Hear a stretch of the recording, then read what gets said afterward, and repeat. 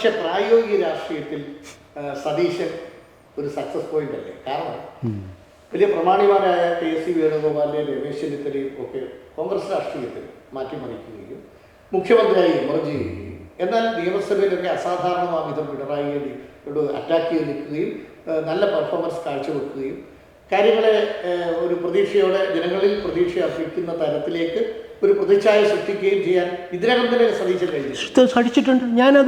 എനിക്ക് അത് വെറും ഒരു മാധ്യമ ചോദ്യമല്ല. ഇത് ഓരോ മലയാളിയും ഇടതുപക്ഷക്കാരനടക്കം നേരിട്ട ചോദ്യമാണ്. ഈ തെരഞ്ഞെടുപ്പിന് ശേഷം ആര് മുഖ്യമന്ത്രിയാവണമെന്ന് കേരളം മുഴുവൻ ചർച്ച ചെയ്തു. വെറും കോൺഗ്രസ്സുകാർ മാത്രമല്ല ചർച്ച ചെയ്തു. ഇടതുപക്ഷ അനുഭാവിയായിട്ടുള്ളൊരു എന്നോട് ചോദിച്ചു.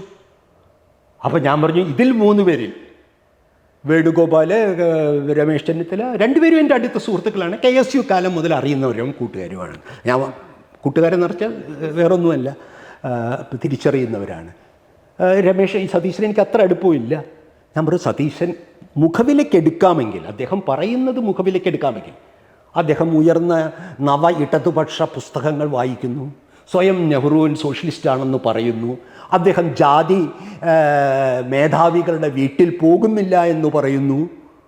അങ്ങനെ പറയുമ്പോൾ അദ്ദേഹത്തെ അല്ലാതെ ഞാൻ എങ്ങനെയാണ് കോൺഗ്രസ്സിന് ആഗ്രഹിക്കുക? അല്ല, ഇപ്പം ഞാൻ ആഗ്രഹിക്കുന്ന ഒന്നും ഉണ്ടായിട്ടില്ല. പക്ഷേ കൽപ്പറ്റ നാരായണൻ, സാറാ ജോസഫും പിന്നെ എന്തൊക്കെ കുറേ ആളുകൾ ഇങ്ങനൊരു ഒരു പെട്ടെന്ന് AICCയോട് അപേക്ഷ സതീശനെ എടുക്കണേ. അപ്പം അതിനെന്നെ ചോദിച്ചു, മതവിട്ടെന്ന് പറഞ്ഞു, അതിനെന്നെ കിട്ടില്ല. ഞാൻ പാർട്ടി സെക്രട്ടറി ഇന്ന ആളാണോ, എനിക്ക് CPM-ലെ മുഖ്യമന്ത്രി ഇന്ന ആളാണെന്ന് പറഞ്ഞാൽ ലോബിയിസ്റ്റ് അല്ല. ഞാൻ പൊളിറ്റിക്കൽ പേഴ്സണാണ്. അതിൽ എൻ്റെ ഉള്ളിൽ അയാൾ ജയിക്കുന്നതാണ് നല്ലത്. പക്ഷേ അതിനൊന്നും അപേക്ഷിക്കാനൊന്നും ബുദ്ധിജീവി ഞാൻ ബുദ്ധിജീവിയല്ല, മാധ്യമപ്രവർത്തകനാണ്. എന്നാലും ഇനി മാധ്യമപ്രവർത്തകനായിട്ട് എൻ്റെ ഒപ്പിടാൻ കിട്ടില്ല എന്ന് പറഞ്ഞ് പരസ്യമായിട്ട് പറഞ്ഞിട്ടുള്ള സച്ചിമാഷു അത് തന്നെ പറഞ്ഞു. ഒപ്പിടില്ല, ഇന്നയാളെ ആക്കണം, കോൺഗ്രസ്സിൽ അതാക്കണം, കേരള കോൺഗ്രസ്സിൽ മാണിയാക്കണം, ഇതൊന്നും പറയാനുള്ള നമ്മുടെ പണിയല്ല. നമ്മൾ വിലയിരുത്തും. സതീശനെ അതിനുശേഷം അതിന് മുൻപൊക്കെ എന്നോട് ബന്ധമാണ്. മാധവൻ എന്നെ വന്ന് ചില കാര്യങ്ങളിൽ അഭിനന്ദിക്കാറുണ്ട്, നിങ്ങൾ പറഞ്ഞ എത്ര ശരിയാണ്.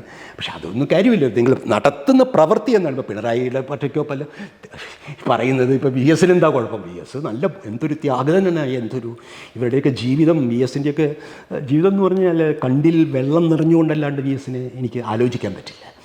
പക്ഷേ അധികാരവും ഉപചാപവൃദ്ധവും കമ്മ്യൂണിസ്റ്റ് മൂല്യങ്ങൾ നഷ്ടപ്പെട്ട പിന്നെ അവർ ചീഞ്ഞ മുട്ടയാണ്. നല്ല മുട്ടയാണെങ്കിൽ ഓംലെറ്റ് പാലിലടിച്ച് കഴിക്കും, അല്ലെങ്കിൽ ചീഞ്ഞ മുട്ട, അല്ലെങ്കിൽ പിരിഞ്ഞ പാൽ വലിച്ചെറിയല്ലാതെ യാതൊരു നിവൃത്തിയില്ല. അങ്ങനെ പാവപ്പെട്ടവരെറിഞ്ഞാൽ ഒരു കാര്യമുണ്ടാവില്ല, ആരുടെയും മുഖത്ത് വീഴില്ല. പക്ഷെ പറയേണ്ടത് പറയുക തന്നെ ചെയ്യും. അപ്പോൾ സതീശൻ വലിയ നിരാശയാണ്. കാരണം അദ്ദേഹം അരക്ഷിതനാണ്.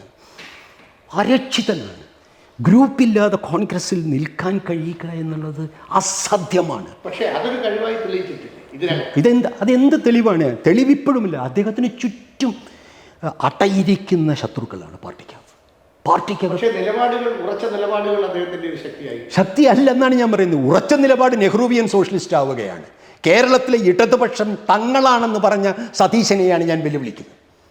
അല്ലാതെ അദാനിയുടെ 12 പോർട്ടും സിംഗപ്പൂരാക്കുമെന്നും ആവിയേഷൻ ഹബ്ബ് വരുമെന്നും ഒക്കെ പറഞ്ഞ് ഈ ആരെയും തിരിച്ചറിയാത്ത RSS ആണോ കോൺഗ്രസ് ആണോ എന്ന് വേർതിരിവില്ലാത്ത ആളുകളെയെല്ലാം ഉദ്യോഗസ്ഥത്തിൽ നിയമിക്കലും ഇതൊന്നുമല്ല നെഹ്റുവിയൻ കോൺഗ്രസ് സോഷ്യലിസ്റ്റ് പാരമ്പര്യം. അതിന് നിരവധി കോൺഗ്രസ്സുകാരെ ഞാൻ പറഞ്ഞുതരാം. P. ബാലൻ എന്നൊരാളെ കേട്ടിട്ടുണ്ട്, പണ്ട് പാലക്കാട് ജില്ല. അദ്ദേഹം പറഞ്ഞൊരു വാക്കെൻ്റെ ചെവിയിൽ മുഴങ്ങുക. ഞാനെന്നും ഇടതുപക്ഷം ഞങ്ങളെ മാധവൻകുട്ടി പറയുന്നത് ശരിയാണ്. പക്ഷേ ഇന്ത്യ സോഷ്യലിസ്റ്റ് ആവുന്നത് കോൺഗ്രസ് സോഷ്യലിസ്റ്റ് ആവുമ്പോഴാണ്. എത്രയോ വർഷം മുമ്പ്. അതാണ് രാഷ്ട്രീയം. ഇങ്ങനെയുള്ള രാഷ്ട്രീയത്തിൽ കൂടിയാണ് ഞാൻ പത്രപ്രവർത്തനവും എൻ്റെ ചിന്തയും പോയിട്ടുള്ളത്.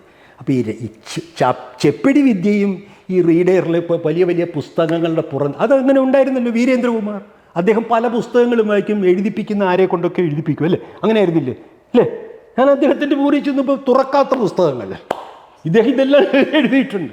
അതിന് പറഞ്ഞപ്പോൾ തന്നെ കേരളത്തിൽ വീരേന്ദ്രകുമാർ പണ്ഡിതനല്ല, വായനക്കാരനല്ല എന്ന് എങ്ങനെ? ഞാൻ അങ്ങരുടെ ബെഡ്റൂമിൽ ചാലപ്പുറത്ത് പോയി അദ്ദേഹത്തിൻ്റെ മകൻ, എൻ്റെ ഷൈംസൻ്റെ കൂട്ടുകാരൻ, ഞാൻ നോക്കിയപ്പോൾ നിൻ്റെ അച്ഛൻ്റെ പുസ്തകങ്ങളൊന്നും ഫ്ലാപ്പ് തുറന്നിട്ടില്ല. ഈ ചിന്ത വായിക്കുന്ന പോലെ ചിന്ത ചിന്ത കമ്മ്യൂണിസ്റ്റ് സഹാക്കളുടെ വീട്ടിൽ പോയ പലരുടെ പേരിലുണ്ട്. റാപ്പർ തുറന്നിട്ടുണ്ടാവില്ല. അപ്പോൾ ഇതൊക്കെ വാചകങ്ങളും വാചകപിടികളും ഈ മാധ്യമപ്രവർത്തകർക്ക് നിലവാരം കുറഞ്ഞവരാണ്. അപ്പം അവർക്ക് ഇതിന് ആഴത്തിൽ ചോദിക്കാനുള്ള കഴിവോ അനുഭവമോ ഇല്ല. അപ്പോൾ ഈ പറയുന്ന പോലെ എന്തെങ്കിലും ഒരു ദിവസത്തെ സ്ക്രോൾ ചെയ്ത് കാണിക്കാൻ വേണ്ടി എന്തെങ്കിലും ചെയ്യും. നമ്മളെന്തിനാ അതിന് പോകുന്ന വെച്ചിട്ട് we will take it on with thought. ചിന്തയും ആവേശവും ജനാധിപത്യ ബോധത്തോടു കൂടി നമ്മൾ നേരിടും. സതീശൻ പോയി കഴിഞ്ഞാൽ വേറൊരാൾ വരും. പക്ഷേ തീർച്ചയായിട്ടും എനിക്ക് ഇങ്ങനെ പോയാൽ അധികം ഉണ്ടാവില്ല. എനിക്ക് കോൺഗ്രസിനെ അറിയാം സതീശൻ, നിങ്ങൾക്കും അറിയാം, നല്ലോണം അറിയാം. നിങ്ങൾ തിരുത്തൽവാദ കാലത്ത് എവിടെയായിരുന്നു? റിപ്പോർട്ടിംഗ് ആയിരുന്നു. അതറിയുമെങ്കിൽ നിങ്ങൾക്ക് പിന്നെ ഞാൻ കേരളത്തിലെ കോൺഗ്രസിൻ്റെ പൊതുവേ കോൺഗ്രസിൻ്റെ അവസ്ഥ ഞാൻ ബീഹാറിൽ കണ്ടതാണ്. ഞാൻ ഇന്ത്യ ബ്ലോക്കിന് വേണ്ടി പ്രവർത്തിക്കാൻ പോയിട്ട് കോൺഗ്രസ് ഓഫീസില്ല, കൊടി RJD കൊണ്ടുവരണം. അപ്പോൾ അവരിലൊക്കെ വിശ്വാസം അർപ്പിച്ച് ഈ മാറാൻ വിസമ്മതിക്കുന്ന CPMൽ വിശ്വാസം അർപ്പിച്ച് എങ്ങനെ ഇത് ഹിന്ദു രാഷ്ട്രമാവാതെ നമ്മൾ സൂക്ഷിക്കും എന്നുള്ള എൻ്റെയും നിങ്ങളുടെയും ഒരു യഥാർത്ഥ വെല്ലുവിളിയാണ്. മെമ്പർമാരുടെ നിക്ഷേപങ്ങൾക്ക് ഉയർന്ന ലാഭവിഹിതം നൽകുന്ന കേന്ദ്ര സർക്കാർ സഹകരണ registered society Bharat Lajna multi state housing cooperative society limited.